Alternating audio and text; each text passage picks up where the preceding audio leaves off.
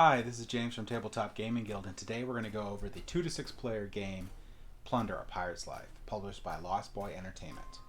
So I'm going to go ahead and give you a quick overview of the game. We'll go down to that, and then I'll come back and I'll give you my final thoughts on the game. In Plunder, A Pirate's Life, adventures and riches await any swashbuckler brave enough to travel the helm and command a fleet. You get to wage war against rival captains, build and upgrade your ships with masts and cannons to increase your speed and firepower, conquer islands and exploit the land to gain valuable resources, navigate dangerous waters, and avoid ever-wandering storms. Are you ruthless enough to prevail? Do you seek gold and infamy? If ruling the sea is your ambition, it's time to unleash your inner pirate. It's time to plunder. A game of Plunder, A Pirate's Life. You're going to play a pirate, and you're going to try to collect 10 plunder points. The first player to collect these 10 plunder points immediately ends the game and is declared a winner. So this is similar to like Settlers of Catan, where you're gonna have to hit that goal level and the game just ends, you win. So you can accumulate these plunder points by each of your ships is worth a plunder point. Each island you control counts as a plunder point, and each plunder point card in your possession counts as a plunder point. You can gain plunder point cards by sinking another player's ship in battle. Treasure cards can award you plunder points, and you can exchange 5 gold resource cards for a plunder point. All players are supposed to know how many plunder points you have. If they ask you, you have to truthfully answer with how many plunder points you have. Each player in the game starts with 1 ship. You can also build additional ships, but cannot have more than 3 ships in your fleet. You can also upgrade the ship to have 3 lives, which each ship starts with 3 lives, 2 cannons, and 2 masts. The lives on your ship, once all those are gone, your ship is destroyed.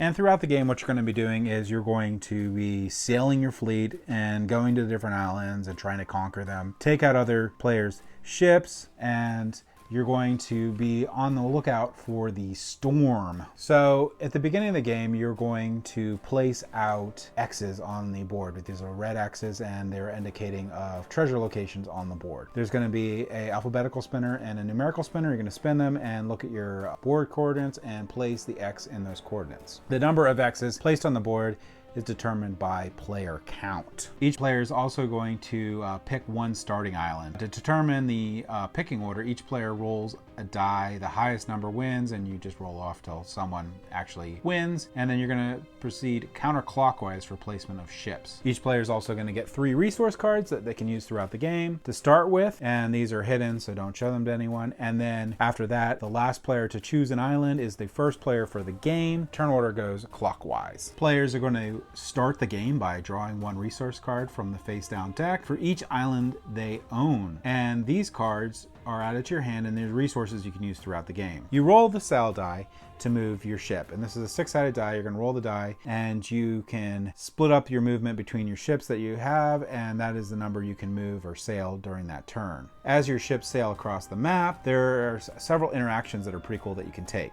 You can attack and conquer an island. You can battle an enemy ship. You can conduct trade, or you can hunt for treasure. Having an interaction does not end your turn. So if you rolled a 4, you can actually do an interaction and then keep moving if you just move 1 space. But so you keep that in mind. You can have the interactions, but you can still move. So if you attack an enemy ship, you can use your remaining movement to get out of there. Your turn can end for the following ways: by the instructions of a treasure card. So when you go to the X place and you get it and you get the treasure card, if it says your turn ends, it just ends. Your last remaining ship sinks. So if you don't have any ships, your turn's going to end, or you've concluded moving your ships and are through building and have no further interactions in the game. So that's basically your turn overview for the game, and we can go over each part after that. So some of the cool things you can do is on your turn is you can build your fleet. Game comes with a reference guide on the resources that you need to spend to do each of the things, like getting a ship costs you 2 wood, 1 iron, and 2 gold. Building a mast costs you 1 wood and 2 rum, and building a cannon costs you 2 iron, 1 rum, and 1 gold. And adding a life back from your damaged ship costs you 1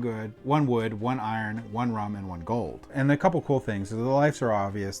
You have 3 lives on a ship, and once those lives are gone, the ship sunk. So adding a life back is really cool. Adding additional ships gives you more agency throughout the board to do different things, which is cool because you're going to be able to spread out and gain more points that way. Also gives you a plunder point for having the ship, which is cool. The masts, adding the masts give you a bonus move for your ship. So if you have 2 masts, you get 2 movement additional each ship. So that helps mitigate the die rolls on the game. So if you add mass to your ship, you know they're at least going to be able to move a little bit. The cannons, when battling, each cannon actually adds to your die roll. So when you battle and you have the cannons, you actually have a little bonus in that area. In addition to that, you may want to actually explore these different islands. And different islands do different things. There's resource islands, which are marked by the skull. These can be conquered and provide resources to their owner. An island can only have 1 owner, so you can take ownership from another island from another player, but it can only have 1 at a time. And each island you control is, again, a plunder point towards your 10 plunder points at the end of the game. There's also merchant islands. Any island marked with a barrel, these cannot be owned, but they allow trade. So they're going to allow you to trade your resources and to get better resources and cool stuff like that. You're going to have normal islands that don't give you anything. And land barrier islands, these don't actually do anything, but they limit the direction you can move. So you can't conquer them or do anything. They're just mountains. So you just go around them and they just block you from doing straight shots anywhere. So throughout the game, you're going to be fighting other ships. You can hold the ship hostage for a point. So you can basically not destroy a ship and say, hey, I'm going to attack you unless you give me certain resources. So there's some cool stuff you can do with that with player interaction.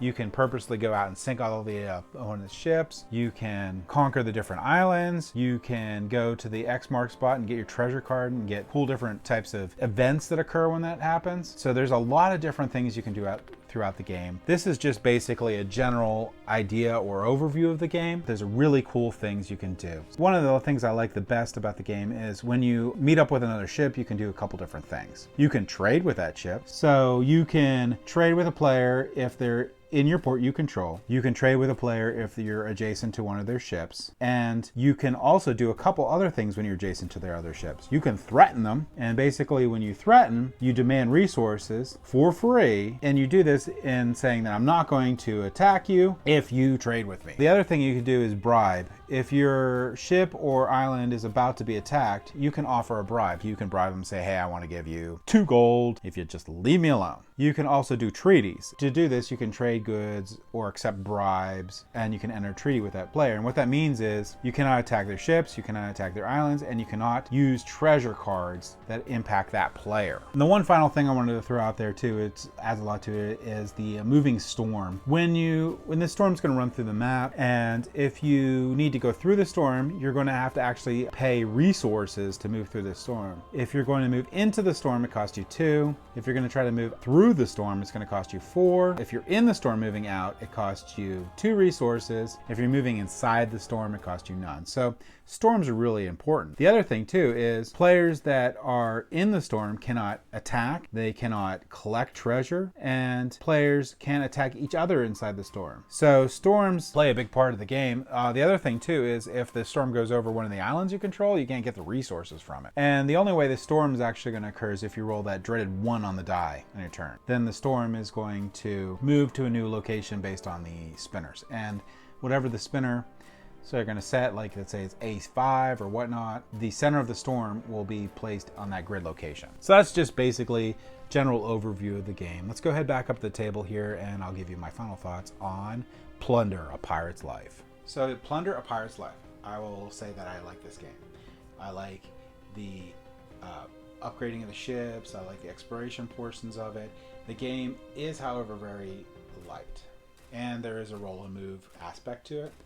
So this game is more geared to non-hobby board gamers. So it's a good entry-level board game. So if you got people that want to get into the board game hobby or interested and you want to get them into learning some concepts of more complex board games, you can this would be a good game to get them started on. It's also really great for kids.